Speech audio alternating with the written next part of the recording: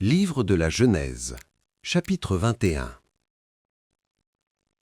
L'Éternel se souvint de ce qu'il avait dit à Sara, et l'Éternel accomplit pour Sara ce qu'il avait promis.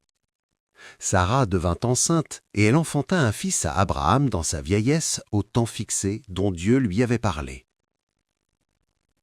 Abraham donna le nom d'Isaac au fils qui lui était né, que Sara lui avait enfanté.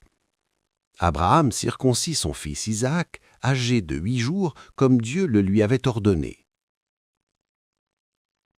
Abraham était âgé de 100 ans à la naissance d'Isaac, son fils. Et Sara dit, « Dieu m'a fait un sujet de rire, quiconque l'apprendra rira de moi. » Elle ajouta, « Qui aurait dit à Abraham, Sara allaitera des enfants. Cependant, je lui ai enfanté un fils dans sa vieillesse. » L'enfant grandit et fut sevré, et Abraham fit un grand festin le jour où Isaac fut sevré. Sara vit rire le fils qu'Agar, l'Égyptienne, avait enfanté à Abraham, et elle dit à Abraham, « Chasse cette servante et son fils, car le fils de cette servante n'héritera pas avec mon fils, avec Isaac. » Cette parole déplut fort aux yeux d'Abraham à cause de son fils. Mais Dieu dit à Abraham, « Que cela ne déplaise pas à tes yeux à cause de l'enfant et de ta servante. Accorde à Sara tout ce qu'elle te demandera, car c'est d'Isaac que sortira une postérité qui te sera propre. Je ferai aussi une nation du fils de ta servante, car il est ta postérité. » Abraham se leva de bon matin, il prit du pain et une autre d'eau qu'il donna à Agar et plaça sur son épaule. Il lui remit aussi l'enfant et la renvoya. Elle s'en alla et s'égara dans le désert de Beer-Shéba. Quand l'eau de l'outre fut épuisée, elle laissa l'enfant sous un des arbrisseaux et alla s'asseoir vis-à-vis à une portée d'arc, car elle disait que je ne vois pas mourir mon enfant. Elle s'assit donc vis-à-vis de lui, éleva la voix et pleura. Dieu entendit la voix de l'enfant, et l'ange de Dieu appela du ciel Agar et lui dit « Qu'as-tu, Agar ? Ne crains point, car Dieu a entendu la voix de l'enfant dans le lieu où il est.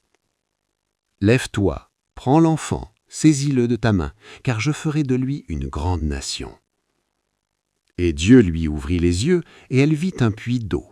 Elle alla remplir d'eau l'outre et donna à boire à l'enfant. Dieu fut avec l'enfant qui grandit, habita dans le désert et devint tireur d'arc. Il habita dans le désert de Paran, et sa mère lui prit une femme du pays d'Égypte.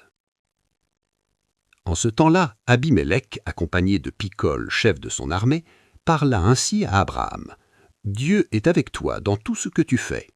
Jure-moi maintenant ici par le nom de Dieu que tu ne tromperas ni moi, ni mes enfants, ni mes petits-enfants, et que tu auras pour moi et le pays où tu séjournes la même bienveillance que j'ai eue pour toi. » Abraham dit « Je le jurerai. » Mais Abraham fit des reproches à Abimélec au sujet d'un puits d'eau dont s'étaient emparés de force les serviteurs d'Abimélec. Abimélec répondit « J'ignore qui a fait cette chose. Tu ne m'en as point informé, et moi je ne l'apprends qu'aujourd'hui. » Et Abraham prit des brebis et des bœufs qu'il donna à Abimélec, et ils firent tous deux alliance.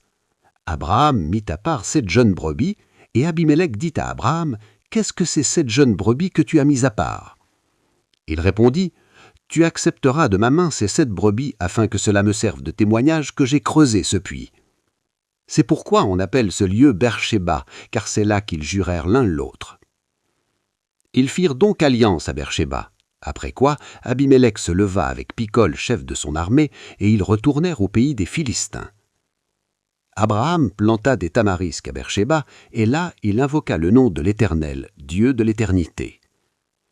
Abraham séjourna longtemps dans le pays des Philistins.